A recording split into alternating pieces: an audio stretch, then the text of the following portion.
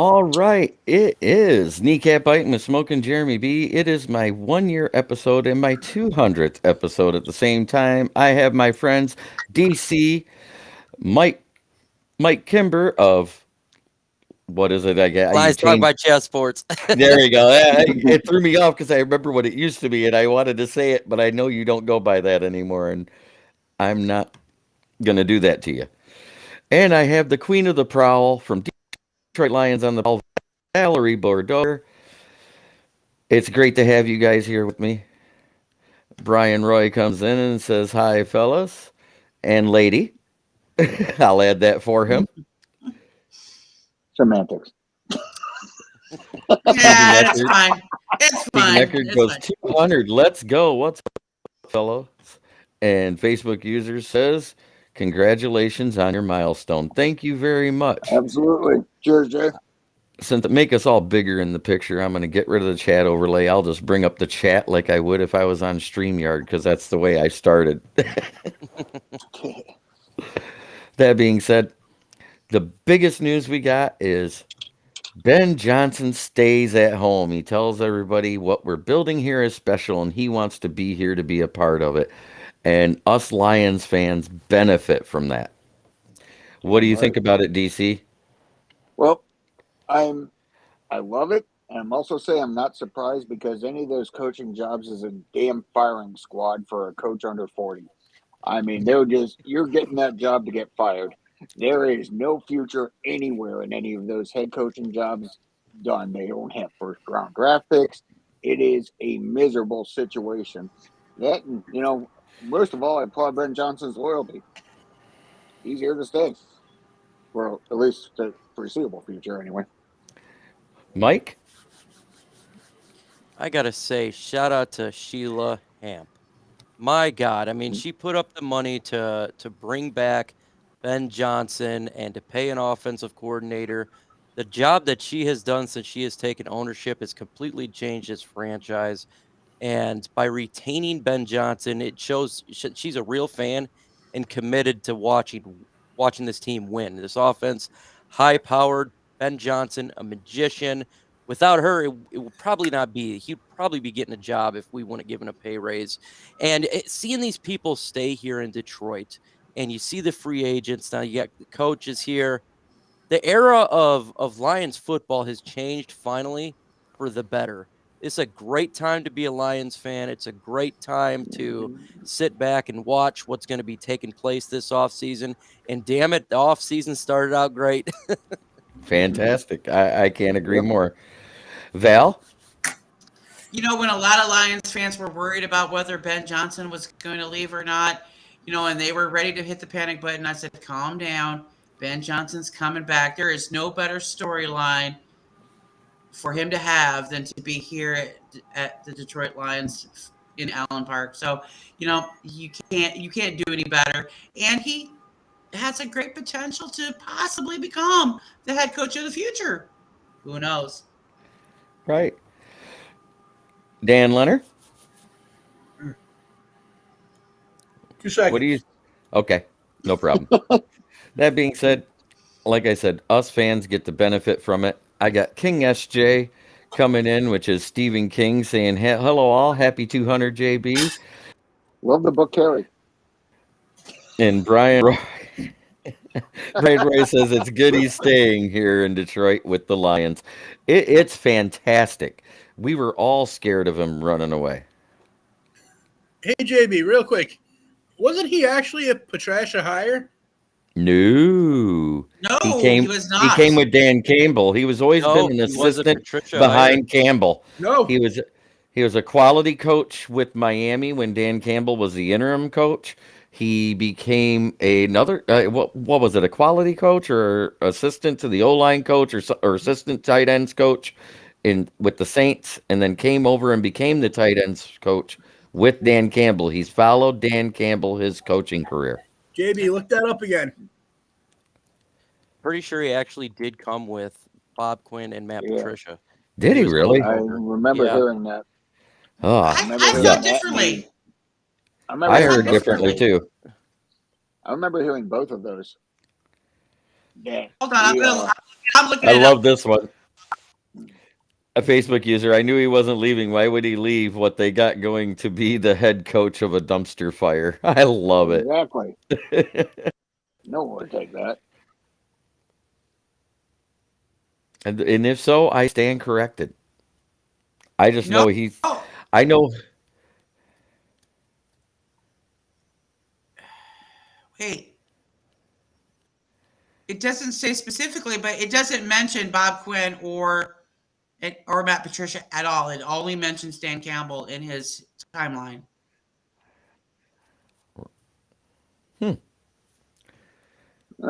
Well, I love what he said in the interview. He goes, the main reason why I want to come back and why I don't want to fail while here is that I do not want to let Dan Campbell down. He doesn't even have to yell at me. It's just a look he has. Yeah, it Worked for says me, here too. that That's a big motherfucker. it says here that he was the quality control coach for the Lions in 2019 and was promoted to tight ends coach in 2020 and was retained by the Lions when Campbell was hired as their head coach in 2021. Yeah, So he was you're both with them. right. He was with them, but okay. Yeah, you're both right. I kind of thought that, but oh well. Oh well. Yeah, he was I know promoted. why in fact JB did it. Let's go. Hey, good for you. Hey, there's not many, okay? So I had one. You got one. Yes, you did. You got me on one, and I admit it. I wish I had that guy's money, DC. And Patty Grimes comes in and says, "What's up? What's up, Patty? Good to see you all." What's up, Patty? But I'm honored. I'm humbled. And if it wasn't for the fans and the great guests that I've had over the past year, I probably wouldn't be where I'm at today. Jim said he saw something in me in a video chat. I used to do a weekly video chat on my Motor City Kneecap Biters page, and he just said, "Hey, why don't you come on this Friday?" And the next thing you knew, I had a nickname in 3 shows. Curtis Steele seen somebody put in the chat, "Smoking Jeremy B," and it stuck ever since. That's because you were chain smoking on like every show. Like It was the only break I had, so I'd be outside. and I'd sounded like smoke. Darth Vader all the time. Hey, I got better headphones. It doesn't quite sound like that anymore. Get him. Yeah, you got me smoking again. Shit. I quit smoking cigarettes until I was on Jeremy's show. What is the chance Patricia comes back as defensive coordinator? I think we'd poach Jim Schwartz back from the Cleveland Browns first. Yeah, definitely would do that first. I'll take Marinelli. Oh God. Unfinished business for Ben Johnson. Absolutely, King SJ. But yeah, I agree with that. I'd take Marinelli back for a D-line coach like he was in Tampa. And fire Todd Wash because I don't know. I would take Bobby Boucher over. I'll take I my take Greg dog Williams over. over all of them, but that's just me. Yeah, and looking at his offense, I'd hire Shane Falco first. You walk me on a dance? I got Mike with that one. That was a good one there.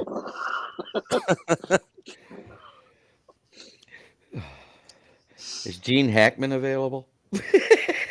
Adam If Sandler. that's my choice. Yeah, Adam Yeah, Bobby Sandler, Boucher, Gene yeah. Hackman. Hell, Billy Bob Thornton for that matter. Anybody Oh, yeah. other That'd be than awesome. Matt Patricia. Hey, Rudy, we already had Billy Bob. it's We already had Jim Bob. Might as well have Billy Bob. That works too. Facebook user, hey, he backs up a statement I said a couple weeks ago. If Glenn leaves, I want Vic Fangio for DC. He was actually a great DC. He just wasn't a good. Matter of fact, I would take Boucher over Angeline. I would too. I would. Not, I'm not gonna lie. That's no cap right there. That's no cap.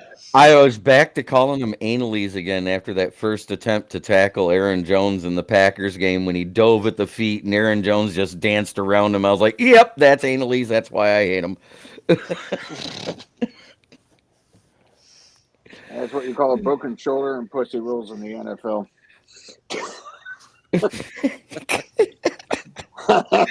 Yeah, If I he am a picked that up, he TVMA probably would. channel. I set it up that way to begin with, so cussing is allowed, everybody. Okay, up.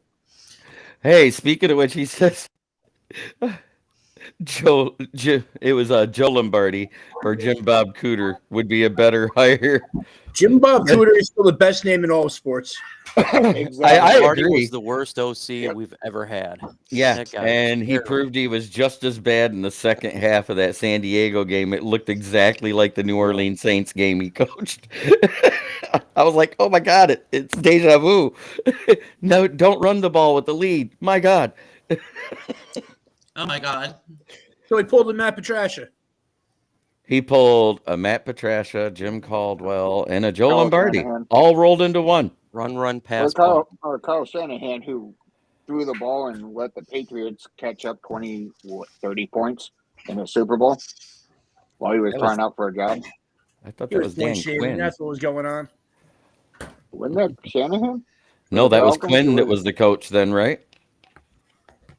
Kyle I thought that Shanahan was under his dad that year. That was when the Redskins got in at 7-9. Correct? Yeah. I, Yep. Yeah, I don't know. I was thinking Shanahan. I always Yeah, thought it's- Shanahan for some reason, but JB, I'll take JBC over Anthony Lynn. Amen. I just saw that comment. Yeah. Jim Bob Cooter versus Anthony Lynn. Who you got? JBC. Neither. well, Neither. And Neither. where do you think Sean Payton goes? I still say for some reason because he's enamored with Kyler Murray, he ends up in Arizona, and they have the draft picks to do it. It's either that or he's going to end up in Denver with a dumpster fire and drafting a rookie.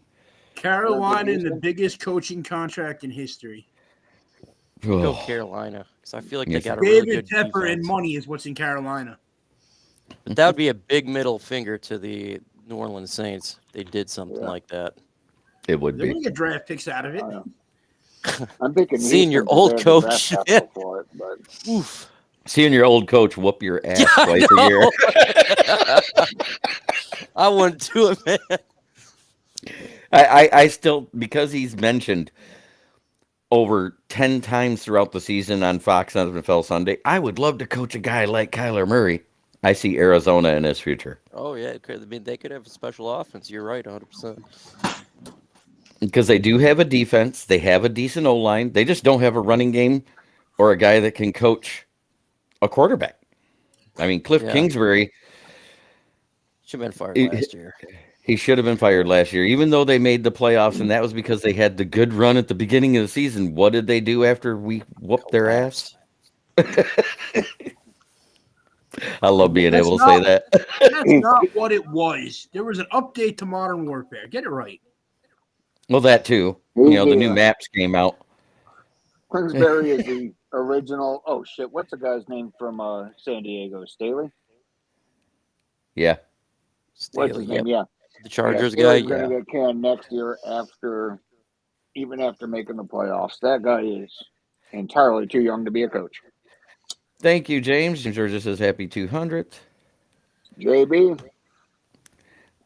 And he says, if he leaves, where do you think Glenn will take a head coaching job? Out of all of them, I think it's the Colts. It's the one that makes sense. They actually have a decent defense. They are a 3-4 defense. The only thing they're missing is a QB. They got a decent O-line. They got a great running back. I just think that's where it makes sense. I just don't think he gets hired, in all honesty. I Go to really the don't. Packers and screw them up. Then up. Hey, Patty Grimes says, Jeremy, you don't look 200. I don't feel it either, if that's He any does his hair. consolation. He dyes his hair. You have to have hair to dye it. It's a lot.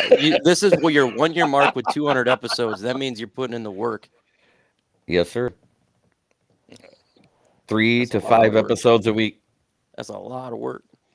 So I figured out 52 weeks. I basically averaged 3.3 episodes a week.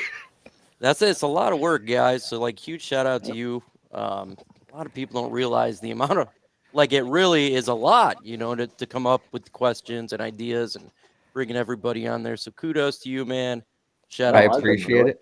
And thank you for hopping on. I know you got to leave soon. You going to make a parting shot before you take off, Mike? I got about 15. I can still do. My kid. Okay. Wait, I'm just checking. I keeping track in my head here. And James Burgess says Colts could be a quick turnaround for whatever if they get a QB for sure. And the way Jim Irsay loves aging quarterbacks, Tom Brady to the Colts. That's my guess. That's funny. Mm, They love that. I don't know if Brady would go there, but yeah, I know Ursay would. If Lions go to the Super Bowl, Las Vegas, would you go? Hell yeah. Yeah. I'd be saying, I need your timeshare.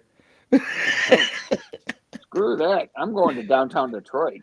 I'm partying with the people in downtown Detroit for that. Hey, they could have like a party. I bet you they'd have it like at Ford Field. They have like a giant party. Brian all the way said, down to the river.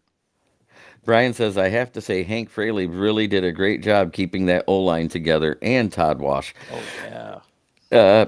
Hank Fraley did the O-line. Todd Wash, there's way too many inconsistent games at that front four. Mm-hmm. They said he was the reason why Jacksonville was called Saxonville the year that they should have went to the Super Bowl.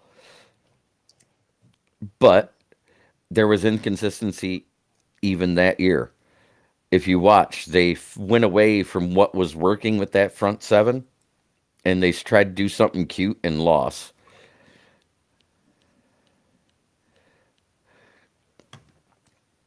Brian Roy says, on defense. Oh, yeah, I'm talking about Todd Wash on defense. Gotcha. And Keegan Eckert, James, either Will Levis or Carr. No. And of course, here's our Levis budding makes defensive coordinator just saying happy anniversary before I take the Cards job. You're giving us those compensatory thirds. We appreciate it. Yeah, third compensatory and possible. If you get a head coach and you have a good year, we might get an extra one next year, right? Isn't that how that works? You get it. You automatically get two. All I'm gonna say is if you see us in the streets, don't say nothing. Bye. Okay.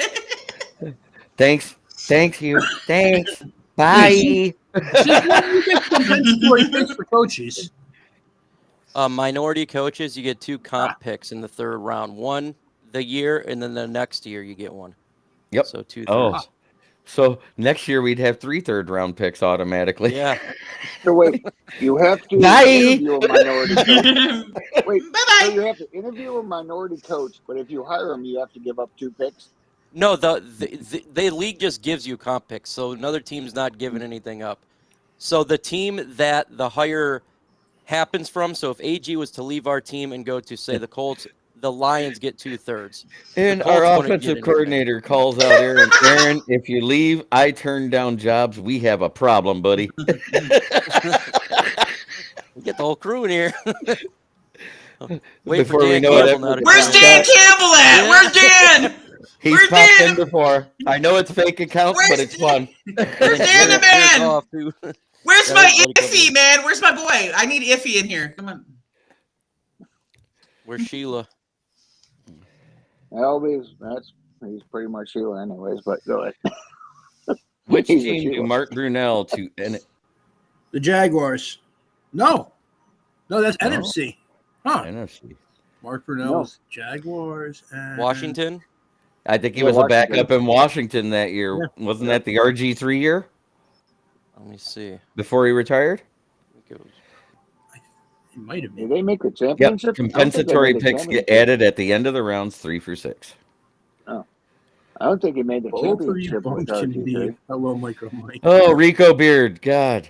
I know it's not you because he knows how to spell. Rico's my biggest fan. What can I say? Yeah.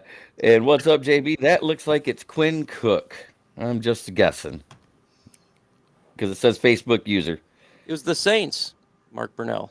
Oh. Oh, yeah. Well, behind Breeze, right? Oh, shit. Well, that's pretty Can- forgettable then. Patty Grimes, can we say Ben Johnson is a minority coach? Well, not really, seeing how he's staying with the team.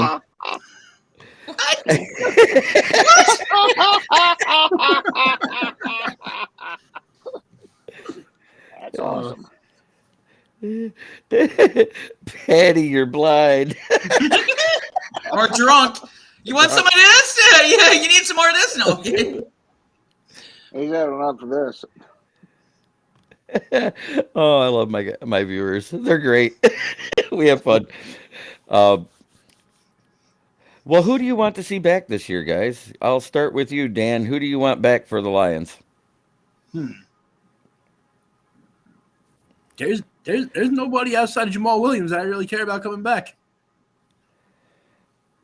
I think everything else, the players that are leaving would be like Anzalone, Kaminsky, Bugs. There's all better options in free agency that you probably still get at a decent price. Val? It's almost easier to say who do I not want to come back. Like there's a list there. Well, there's And 18 unrestricted free agents. The restricted free agents we have the rights to, so they can't go anywhere unless we tell them we don't want them. So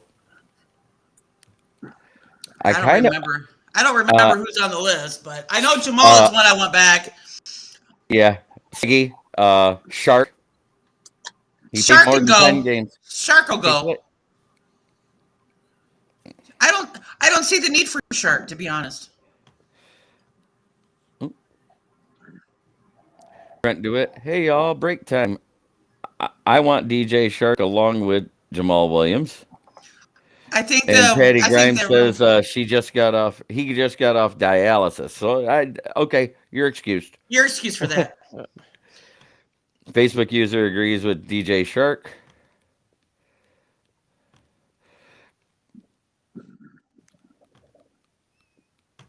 I think Evan Brown's going to stay. Yeah, I think Evan Love Brown will Brown. stay too. Evan Brown leaves, we got to draft a center guard type of guy. And there's a guy I like from Mississippi State, Neil Brokers, Broekers.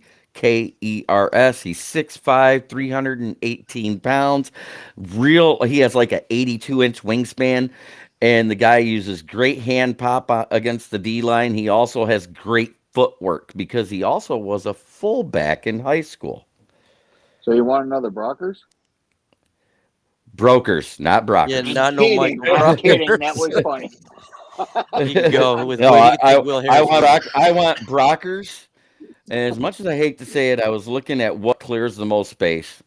Big He wants V, another. Brockers, Romeo, and Charles Harris. That clears up over $20 million in cap because we're sitting at 17.8 according to Sport Track to start the season.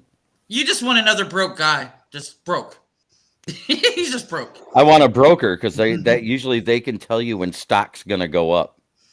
I'd like to bring Chark back, but not on like some crazy deal. The chemistry, just like Brent says, really got together with Goff.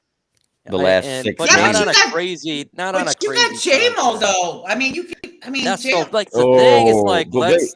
You who got gonna- you got the tall guy that's fast on one side, Yeah, and other then you one. got Mighty Mouse on the opposite side put that's him on Raw in the faster than a slot. greased pig.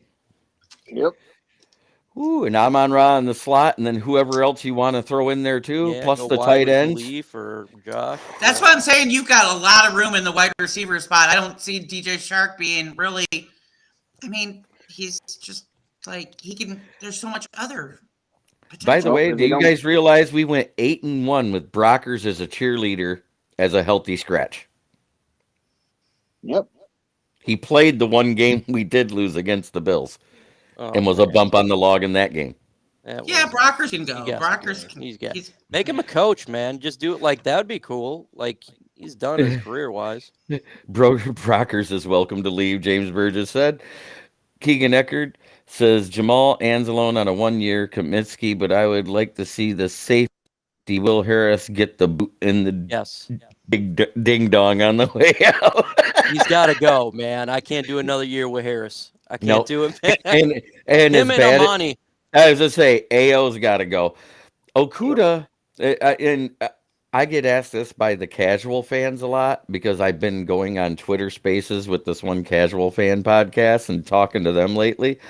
And they were like, Okuda's just really bad. Look how bad he was. I said, look at the scheme change mid-season. We were running press man through the first 10 games. He got sick, had that concussion, whatever, but all of that happened within a 2 to 3 week span. He comes back and we're running more zone.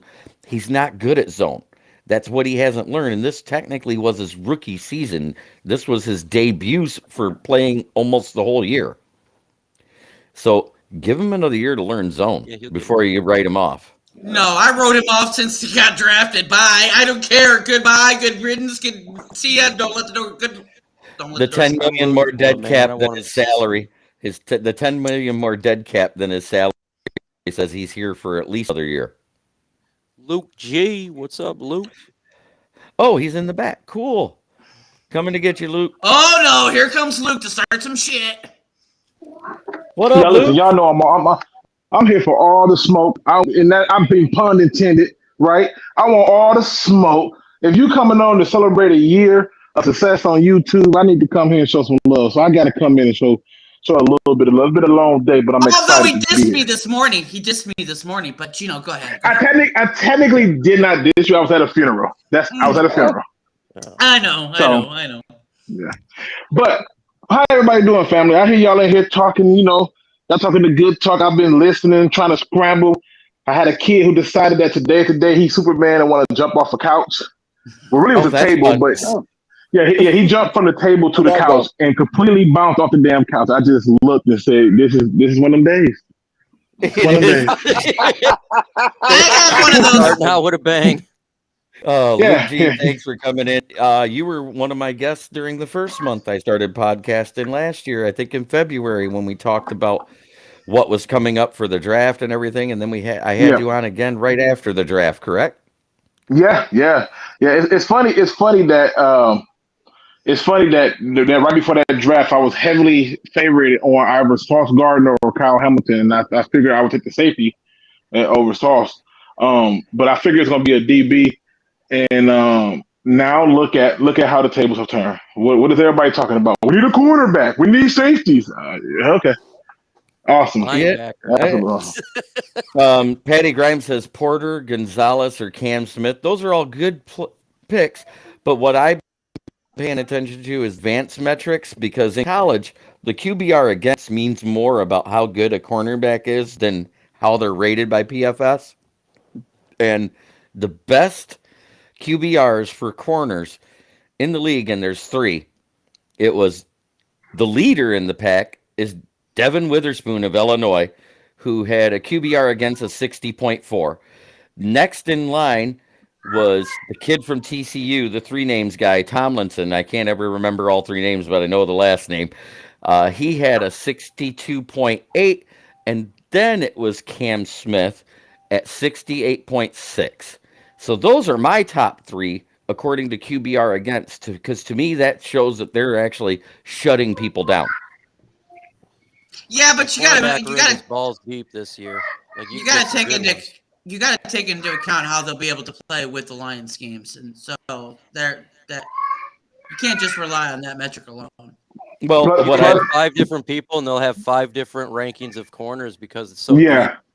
Right. Yeah, and you got to look at this. This is the most major part of that is, like, say for example, you might go, oh, look at these people's QBRs against, but some of them teams may not have tried them, right? Some of the teams may not have tried them, or maybe they went against a bottom feeding team who couldn't throw the ball more than 10 yards.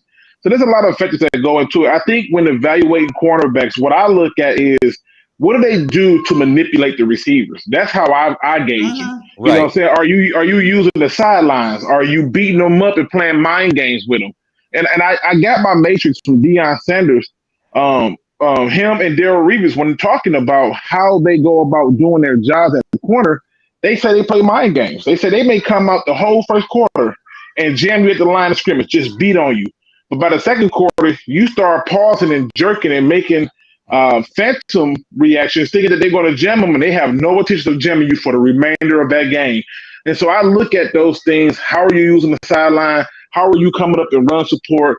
How are you in terms of trail position? Are you able to recover? Are you step by step with a receiver? What do you look like when receivers are running double routes? Those tell me if a cornerback is going to be good. It's one of the reasons why I knew that Okudah wasn't worth a first round pick. let alone the top 10. And because the minute you did a slant, he was dead in the water. Like Yep. any inside route, he couldn't cover it. So I think when trying to evaluate the corners, you want to try to look at every piece of the puzzle to see how he's manipulating the receiver. Well, Yeah. and that's one of the reasons why I like Tomlinson. If you look, he does manipulate receivers off their route, which is why they end up either off their route when they're trying to be passed to. The other one I like with Devin Witherspoon is I've seen him play well in man and I've seen him play well in zone. He has a lot of passes defended. He does not give up on balls in the air when he's with a wide receiver, and that was huge. He batted a couple away from Marvin Harrison Jr., no less, in that Ohio State game. So that was big. Porter, the only reason why I'm not as big on Porter is because he misses 3 games a year every year. That's an injury history. And we've had enough problems with injury history players coming to Detroit.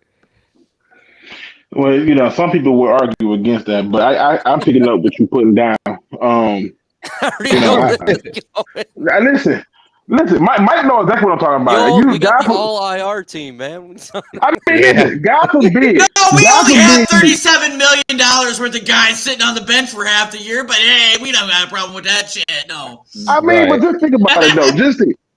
God forbid you say anything wrong about the general manager, and it's World War III. It's crazy to me. And I'm like, yo, at the end of the day, most of your picks were hurt. They were non-factors. Your receiver that you were so happy and crunk about, he was a non-factor. Yep. Sorry. And because of his size, Tomlinson will be a slot, which we're going to need if you're cutting Will Harris and you're cutting Imani Oruwariye and I wouldn't cut the money. Oh, he's a free agent after this year anyways. This was his 4th season, right? Yeah, I would resign him. Bye. Kick rock. Look, here's what I think. Anybody with the last name that starts with the letter O on the defense needs to go. Dang. So Okor got to go. Yes. Both the Okors got to go. Okuda got to go. Warrior got to go. Who else out there with an O? Antarike got to go. Dang. What about, can we put A in there too? Because Anzalone got to go. It's an O somewhere in there. Anzalone got to go. Will Harris has got to go. He got to go. Yeah, Will Harris got to go to Chicago. This was his last year anyways. He had to prove it or get out. He's getting out. He's got to get out. I can't. If we re-sign him even to a 1-year prove-it deal, I think I might have to commit Harry Carey. Listen, I personally would I think we should keep Imani, and I'll tell you why. Everybody's trying to find a cornerback. Everybody's trying to slot this person to be a cornerback. I've seen people talking about they want to bring Greedy Williams in. I'm like, this is getting stressful, right? And in my opinion, is how much money do you think it's going to take to retain Imani Warrior? Like, for real, it's not going to cost you a lot of money to keep him. And then 2, I think he was playing hurt. I really believe he was playing hurt. And I know this fan base. If Brad Holmes keep him, everybody will clap their hands and whistle and scream at the top of their lungs, greatest general manager ever. So I just think if you're looking for a cheap person who already knows the system, who's already aware of the culture, just bring that guy back. Yeah, he had a down year. Amani a go away. I'm Yeah. tired. Amani will go away. I agree. Maybe as a backup, but not as a Will fucking Harris starter. Go. Free go, agent man. that I'd like to see, and after talking to Glover Quinn about a month and a half ago, and I agree with him, we need someone that's going into their second contract that's not a top-tier guy that can be a vet leadership for the defensive backs. And Keegan Eckert even says him, Byron Murphy out of Arizona. I think he'd be a great pick. He's played the slot and he's played the 2 and done well at both positions. He was my number 1 corner when he came out of college. Right. I would love to see him here this coming season. Give that vet leadership, and then we don't really have to draft 2 right away. We could either draft the slot or a number 2 wide receiver. You know what I'm saying? Yeah, but I still calling. Yeah. All right, Mike. All Have a right. great Mike, you night. face Thanks my. for coming in. Have a good one, Mike. Mike, before you leave, give us a fuck the Packers. Give me a what? Fuck the Packers. Fuck the Packers, man. I hate those Thank you. motherfuckers. And speaking of which, Facebook user says Witherspoon also played with Kirby Joseph, so they're familiar with each other. Let's talk about Kirby Joseph for a minute. Let's not. Aaron Rodgers had 12 picks, and 3 of them, 25%, belonged to Kirby Joseph. And the other one of the other ones belongs to Aiden Hutchinson. Kirby Joseph can kiss my lily white ass. He did good for us. What are you talking about? Man. Kirby Joseph is Tracy Walker 2.0. Exactly. Nah, He can he's a little kiss better my in lily- coverage than Tracy Walker. He can kiss my lily white ass. Okay, hold on. Wait. If he's so much better in coverage, just hypothetically, right? I'm asking you this question. I'm curious. I said he's a little bit better. Okay, if he's a little bit better, then how does a tight end who didn't even run a 4.7, I don't think, and the Bears get behind him? Misreading coverage.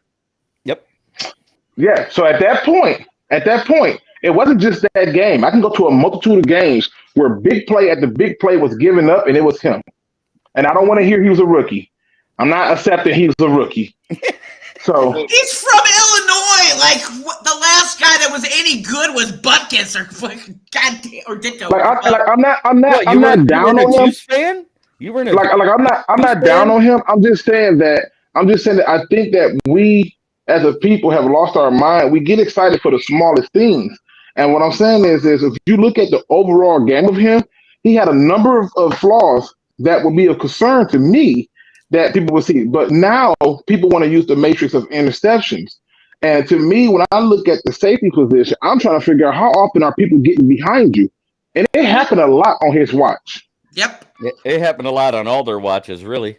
Oh my God, the blind. But if you got Elliott in the box and he's the one high safety, or the times where they had to, but he's the more deeper safety.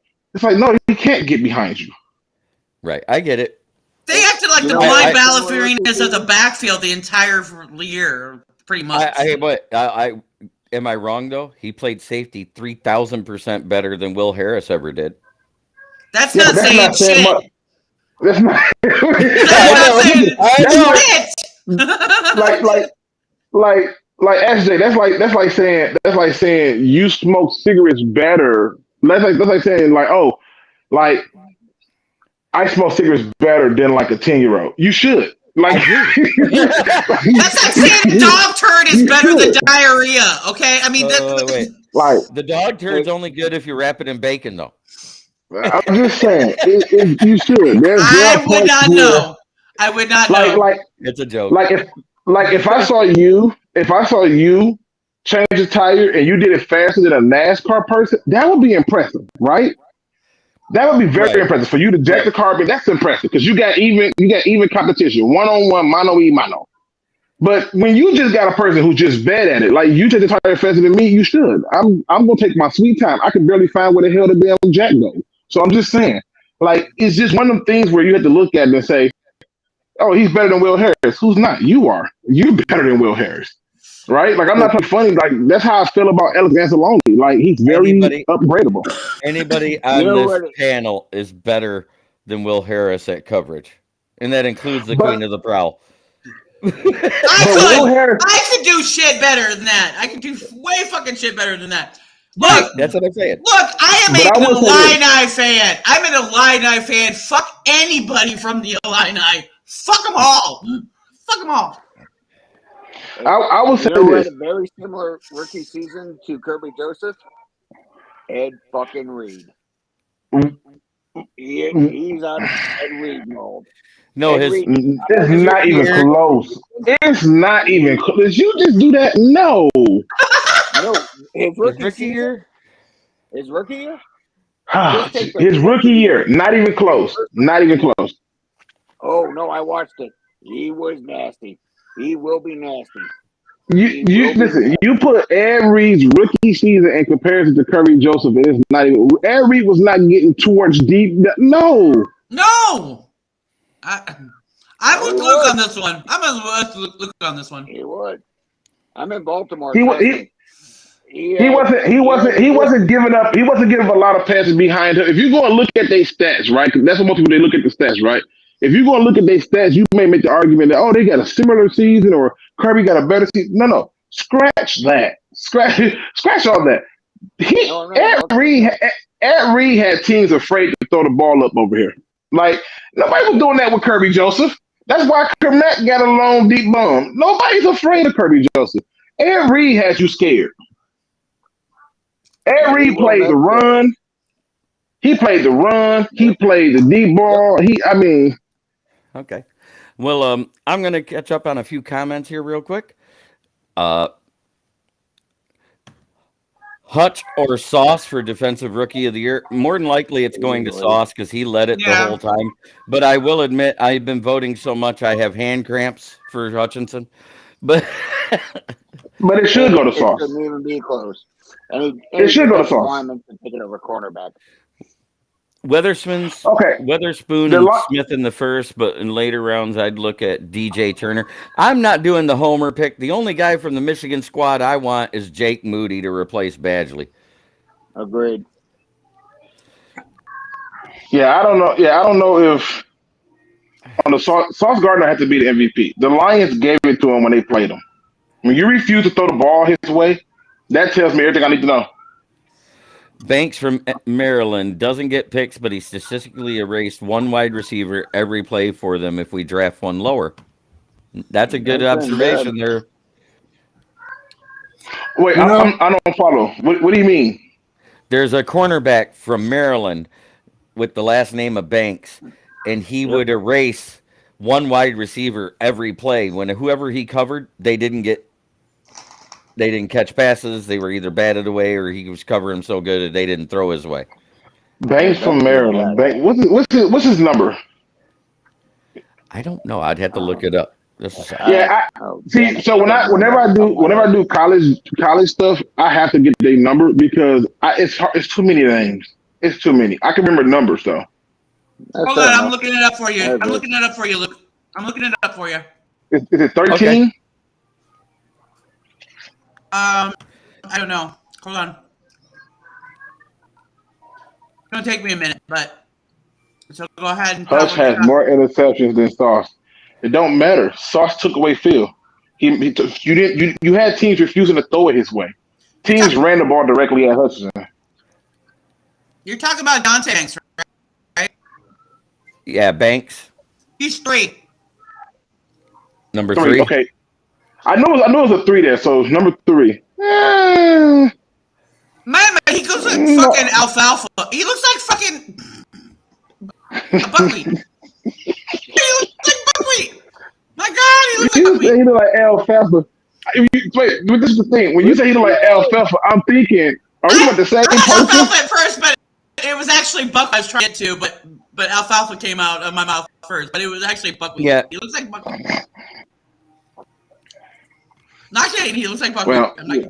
Well, I'm gonna say my opinion of him. I don't know if I agree that he took away receivers like that. I think he had some technical things, but there were some things in his game that I was like, yep. And again, people, when I look at prospects, I look at the 6 games we're going to play in the division, and I know what those receivers can do. I don't think he takes away the whole field. I think that's a rare thing to see. I think Sauce Gardner is a rarity, and that's why he's going to be the Defensive Rookie of the Year. Fun fact, people, no person who has not made the Pro Bowl or All-Pro has ever won Defensive Rookie of the Year in the last 20 years. And Hutchinson didn't make Pro Bowl or All-Pro. He cannot be the Defensive Rookie of the Year. Sauce Gardner made first year All-Pro. Wasn't he one of the 9 alternates? No. I didn't see anything that said he was alternate. Okay. No. But I would rather see over Sauce, but it's not going to happen. Right. Like I said, I would rather see it. Because he did get to that magic number. He had more than 9 sacks. It was 9.5, Luke G. My number was 10. 9.5 is 10. He had to split one with somebody. Yeah. That's the problem. Majority of those sacks were split, unfortunately. So that's the problem. and that's why he didn't get voted to the Pro Bowl. That's why he wasn't getting triple team. That's a false statement that's made up by Pro Football Focus and other outlets. It's just not true. ESPN reported that him and Myles Garrett were the only two that was double teamed as much as they were, and Myles Garrett had him beat by a lot. Yeah, they did report that, right? ESPN is just trying to do the same thing they always do, which is keep up with who they think is a popular thing, right? Like, so they'll follow suit on a lot of stuff that they think is popular because they're trying to keep people in there. ESPN has been burning for the last like 5 years, so let's be honest. But the reality is if you watch those games, he wasn't getting doubled in triple team. That's just not true. In fact, he had one of the lowest win rates in terms of individual one-on-ones. It wasn't like he was killing them and stuff like that. And majority, if you go through them sacks, a lot of those were half sacks. Now, again, I'm happy he got 9.5. Don't get me wrong. But, yeah, my original thing was he needed to get 10. I knew he was going to need 10 to get Defensive Rookie of the Year. But secondly, when you look at what he did versus what James Houston did, there's no doubt that James Houston don't have any splits. Them 8 whole sacks, he bodied people. And when that last game where Hutchinson got those 2 sacks, they were so focused on trying to stop James Houston that they literally held him. Literally held him. What they did to Hutch all year. Oh, trust me, Richard, we know the stat line. You know what? We know the stat line. Hutch may have had more interceptions than Sauce, but statistically, Sauce was the best corner in the entire NFL. Hutch was not the best defensive end in the NFL by far. Bingo. Oh, yeah, except for No, competition. I'm not saying he is. But he was the best defensive rookie, DN. I would even argue that that's not true. I think James Houston. Yeah, I would. That played a whole. I think James Houston was better. He may have been better, but it was a shorter sample size. I'm just you know what I'm saying. That's why it's even more scary. Think about it. 6 or 7 games and you had 8 sacks. I know. You had 1 start. I wrote an article one about start. Thibodeau was better because he could do snow angels. Oh God, stop it! Oh, yeah. Sorry, who can do Snow Angel? Sorry. Who don't love snow angels? Come on now. Exactly. That's what I'm saying. He was fine doing the snow angels when he made it look like somebody's going to sleep after he heard them. That I had an issue. That was funny as shit. If it That was so funny as shit. That That was my man. Fuck that shit. I love that shit. Fucking go for it. Nice. He did Kiss get my fined. ass. It was worth it. It was Nick Cole. I thought that was funny as shit. That is such bullshit. I hate those fucking fines for that shit. Like, let fucking players have fun with this shit. This is some Well, you heard they fined Joe Mixon what, like $40,000 for doing that coin flip celebration of mock Yeah. NFL, right? That was funny. I'm sorry, the coin flip was funny. Well, then he put That was on absolutely- Twitter there. He put on Twitter afterwards. He goes, Roger, we'll flip Rookie the of the coin. year to is see who pays the selected fine." by a fan vote. It does matter how the players play, but is mostly a fan favorite player that will win. No, Yeah, it's voted on by it's voted on by it's got fan vote with player vote with Associated Press vote. It's like 3 parts, and so when you go through the 3 parts, Media market. Who do you guys got? yeah, when you go. Who do you guys got getting the offensive rookie of the year? I know it's nobody on the Lions because J-Mo only played like a third of the games. A third. Shit, is that what you did? San Francisco has a hard argument to beat.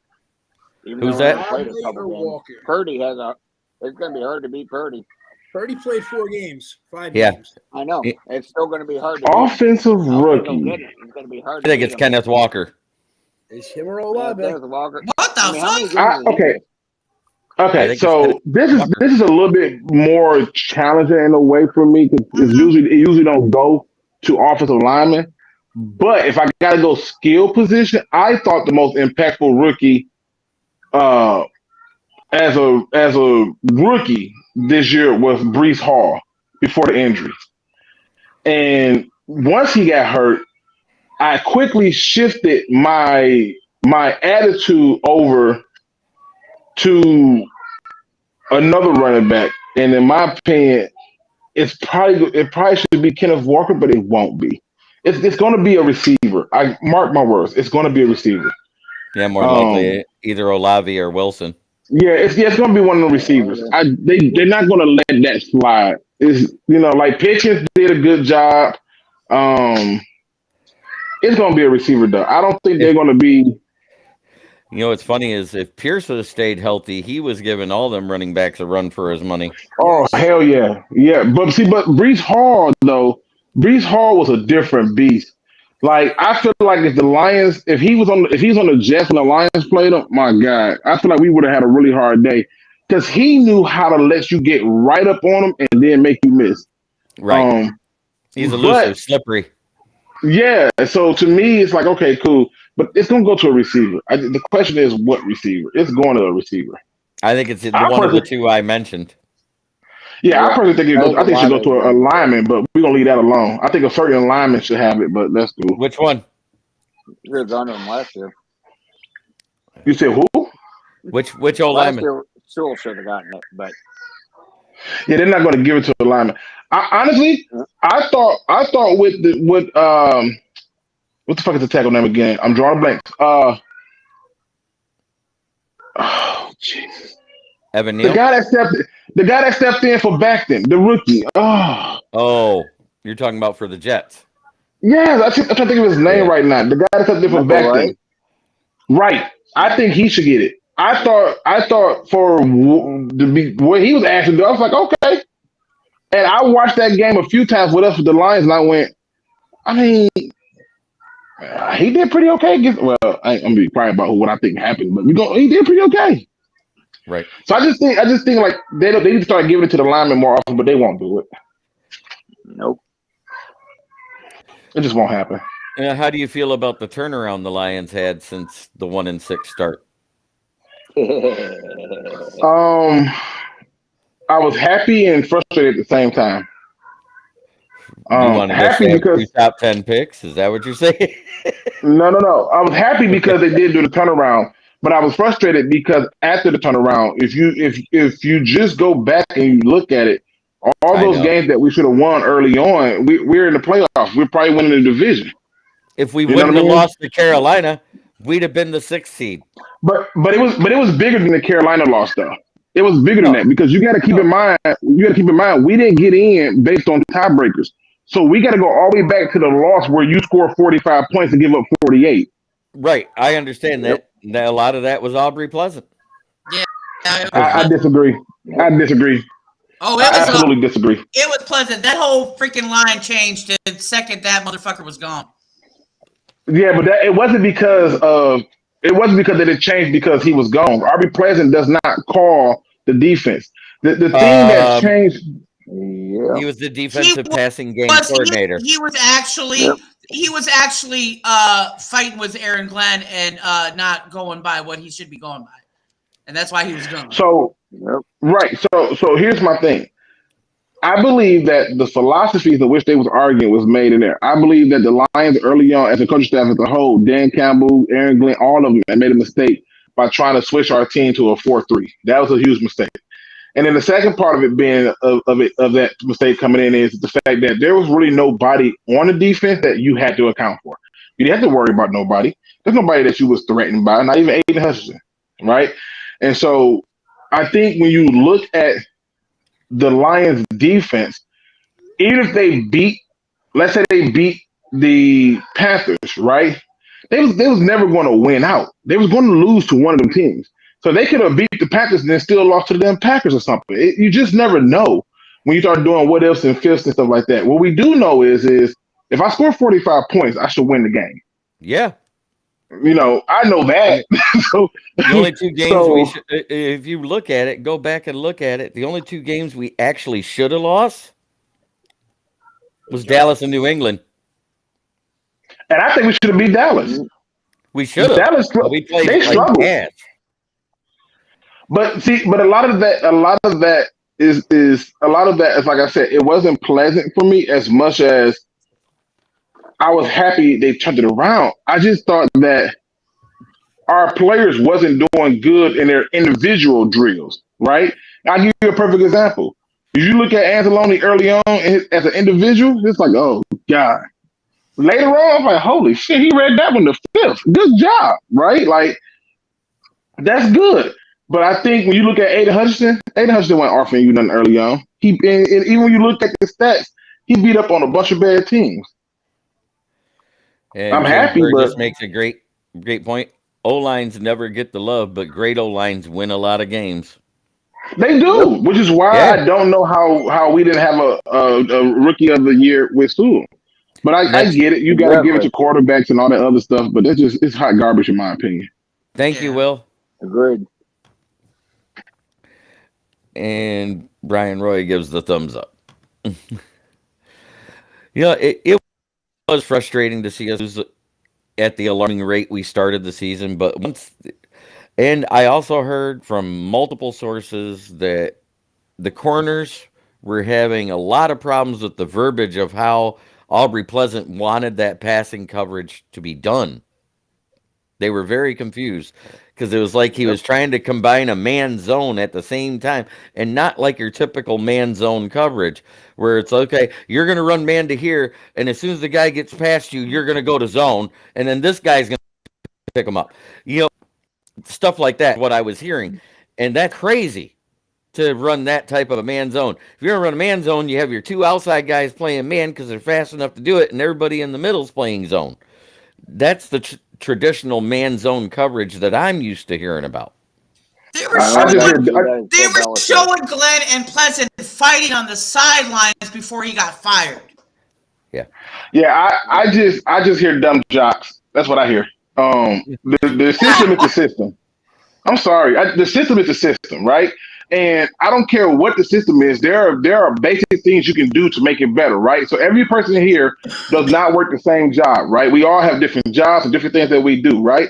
But there are little things you can do and tweak in your job description to make it a little bit more simple. And when I'm watching people get free releases, when I'm watching people, line up wrong and stuff like that, yeah, this dumb jock time. And the excuse of rookie is not going to pass for me because there are other rookies who were rookies and they succeeded just fine. So I don't want to hear rookie as an excuse. I feel like that's a cop out. However, I feel like Pleasant's correlation to me does not line up. It just doesn't. The same way when people tried to blame Anthony Lynn, I said it wasn't Anthony Lynn. It was a difference of philosophy because he had a different view of what he wanted to do, and Deuce had a different view of what he wanted to do, and and who should start and don't start. It was just a lot of heads that was bumping, and that was the problem. And once you remove some of the head bumping, I think you have a more clear direction from the leader to say anybody else needs to go to get their mind right because this is what I want done. So get it done. Yeah, but Pleasant was the one bumping heads. Yes, he was. Well, real quick here also, my dude. You just said Anthony Lynn wasn't the problem there. Anthony Lynn's problem was he wanted Tyrod Taylor as your quarterback, not Jared Goff. He built all parts of the game plan for Tyrod Taylor and made Goff try to play it. Not the same kind of style. I don't believe that Anthony Lynn told Jared Goff to throw the ball 5 yards or less. I refuse to believe that. In fact, if that's the case, why is he calling a different game plan for the 49ers? See, we want to skip over that. Wait. Is he really? Is he really? 5 yards. They just have great players to make it look like they got it out there. 5 Right. yards slash McCaffrey and Debo. That's it. So if you look at the 49ers right now, you look at all the quarterbacks, including Purdy, they are not just throwing the ball 5 yards. Like if you go and look at if you go to NFL.com next gen stats, it show you the little plot points of where the ball was going under Anthony Lynn, and it show you the yard line and everything. And he had 26 passes that never crossed the 5 yard line. You're not going to see that on any other team. I've checked repeatedly, and I've been unable to locate it. And one of the other things that I noticed with Ben Johnson was that what Ben Johnson does is he does a lot of pre-set up plays and stuff, which is good for him. But the reality is I heard this same argument with Joe Lombardi when Joe Lombardi made some kind of remarks about Stafford, and then now Joe Lombardi is fired again. So I'm just saying that a lot of the times we look for the why and when things happen, but I feel like when I look at the correlation, because I had a guy the other day try to correlate, oh, it's funny how the Vikings trade for TJ Hockenson, now they can't win. And I'm like, how that has anything to do with it? They're 7-4. since he's came there. They were 6-1 before, right? And that 6-1 was as lucky of a 6-1 I have ever seen in my life. I think they had like 9 or 10 games with like 3 points or less. So my point I'm trying to make is this: that a lot of times we're trying to connect those dots and those correlations. No, it was little tweaks here and here that made a difference. And it was simple. You play well, you stay in. You don't, you get out. It was that simple. It's kind of interesting though with Pleasant though, when you see the blind ballerinas at the backfield fumbling all over the goddamn place, not knowing what the fuck they're doing, and then as soon as he's gone, they suddenly figure out how to do their damn job. Yeah, I mean, I think, like I said, being good and being right and a right fit. I mean, yeah, I just don't think he had the talent to do what he wanted to do. Coordinator. I mean, I'm not saying that Pleasant. Well, then how come the talent was doing better when he left? Because he's not the right one for us. You know why the talent was doing better when he left? Because people were losing jobs. No, because people are losing jobs, and when you have something to lose, you tend to correct yourself, right? That's why they reprimand people at work, so they can get you on your right track. Wait a minute, though. If he didn't have the talent to work with, that talent that he didn't have to work with couldn't correct their shit because they weren't the talent to work with. Our defense is still hot garbage. I don't know if you noticed this or not, but they still are. But they were doing better. Yeah, but it's not hard to do better. Hey. What I think she's trying to say is we were a hot, steamy pile of crap. We cooled off, and now we're that hard piece that you can kick across the yard without getting it on your shoes. Exactly. That's all it was. It was much of the same. It was just packaged different. That's all it was. It was enough that we weren't the 30-second defense. What team you went from diarrhea to constipation. That's what you did. Yeah. We moved up 2 spots. We moved up from 32 to 30th. It was the Vikings, and then there was this other team in our division. The Bears, and then the Lions. Yeah, and again, it's like I said, we just like I said, when I look at that defense, even like I said, you down the stretch, it still was hot garbage. There's still a lot of positions that are very upgradable. In fact, the whole entire talking conversation been on this show and every other outlet has been about defense because people understand that it's still a hot mess. And so, yes. Did it perform better? Yeah. For me, that ain't on any of those guys of the coordinators. That's on Brad Holmes for hiring fucking broke back goddamn wide receiver and sitting him on the bench versus getting a goddamn defense when you had a defensive buffet in the draft. But that's my opinion. I agree. No, I agree. And this is one of the reasons why I go after Brad Holmes. When people were saying fire Dan Campbell, I'm thinking that's not how this works. There's no, I can't tell you the last coach who side of the ball was performing and they got fired. It doesn't work like that. In fact, if you look at the history over the last 20, 22 years, most of the coaches who got fired, their side of the ball didn't perform. You had Matt Patricia, and Matt Patricia was a defensive guru, allegedly, right? Yeah, alleged. And that defense was hot garbage, and he got fired. When you look at Mike Zimmerman kept his job for all them years, for all them seasons, because the defense was at least performing. When the defense wasn't performing, he got fired. The Denver Broncos brought in offensive coordinator from the Green Bay Packers, Hackett, and the offense was hot garbage. He got fired. This is the trend that people don't look at in terms of a pattern that I do. And so when I look at the Lions, Dan Campbell's offense was like number one at the time that people were screaming, fire him. And the defense was the only reason they were losing on those games. If you go through and look at all 8 of those games, I guarantee you 90% of the losses you're going to say was defense. That falls on Brad Holmes.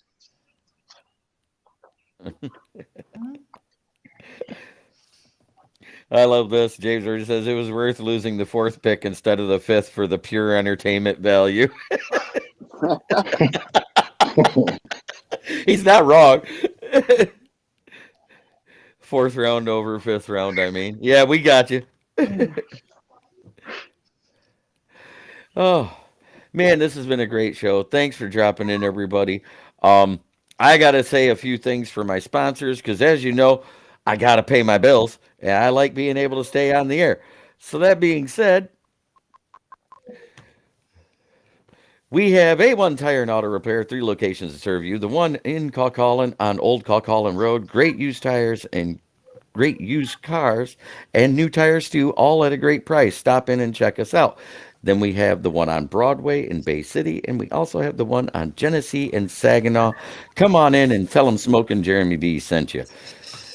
And we got Dan Leonard's little love child, the Mad Lab Custom Creations, where he does some custom artwork for your personal collection of mini helmets and sports memorabilia. Check him out at Mad Lab Custom Creations on Facebook. He also does breaks so you can actually start a collection at a relatively cheap price. Go ahead and check out that Facebook group. And then, of course, we are always sponsored by FTP. And after watching us beat them, this is what I got for them. I sense in you. Cry like a bitch you should. Damn right. Fuck the Packers. RIP to my man Yoda. A lot of love for Yoda. Most overrated team Yeah. ever. Well, thank you, DC, Val, Dan Leonard, Luke G, Mike Kimber. It was great having all of you on. It's been a great show. I appreciate you all very much. Much love. And as I say at the end of every show, I should let Luke G do his parting shot first because he always has a good one. Listen. I like to end every show on a good note. I think it's necessary for us to have some positive words come out of it. We have enough negative. But today's positive quote comes from me. Build your foundation. I'm gonna say it again. Build your foundation. You're gonna have a lot of days where the weather is going to change. It's going to rain a whole lot. It's going to be storms that come, tornadoes, and different types of moments. But if you build your foundation, if you build a foundation that's as strong as a palm tree, you'll bend a little bit, but you'll never break. You'll shake a little bit, but you'll never be quivered or you'll never be able to be broken. What you need to do is build a foundation that when you stand on it, it is processed in a way that makes you are a better person. When you build that foundation, it's passed down from generation to generation. Your grandchildren's children are going to be able to sit there and say, my grandfather or my grandmother made that.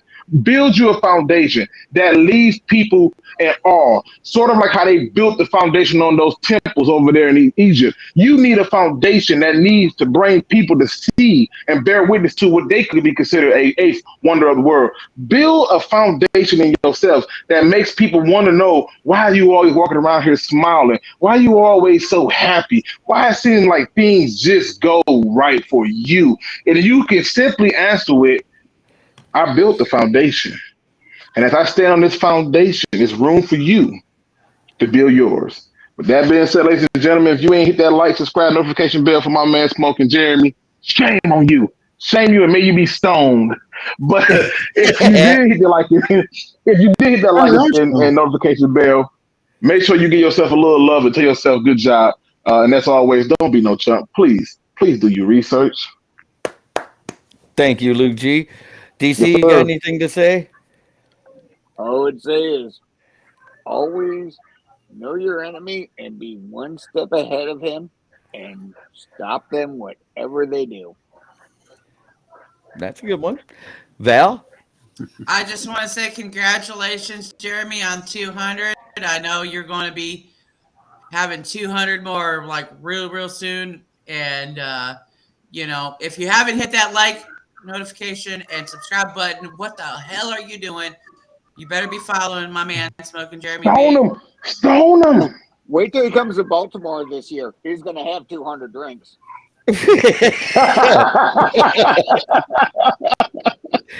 Yeah, because we play the Ravens on the road. He said he'd Hell yeah. fly me out there, and he tore up from the floor.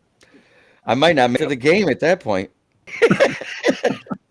That's just brunch in Baltimore. Jesus. I mean, that's a nice. Mr. Leonard, what do you have to say to the Lions fans? To the Lions fans, well, I'm very surprised with how your season went. You guys are looking up, and hopefully next year you guys will be in the playoffs. But I have to end my show my normal way. You know what I'm saying, right, JB? FGS? Yep, FGS. Fuck Geno Smith. He got sent home. And just for tomorrow, I got to say it too. Fuck the Philadelphia Eagles. Let's go Giants. Good luck with that. I'm going to end my show the way I always end my show. Try every day to be a better person than you were the day before, because that's the only way to make the world a better place. This has been Kneecap Biting with Smoking Jeremy B, and we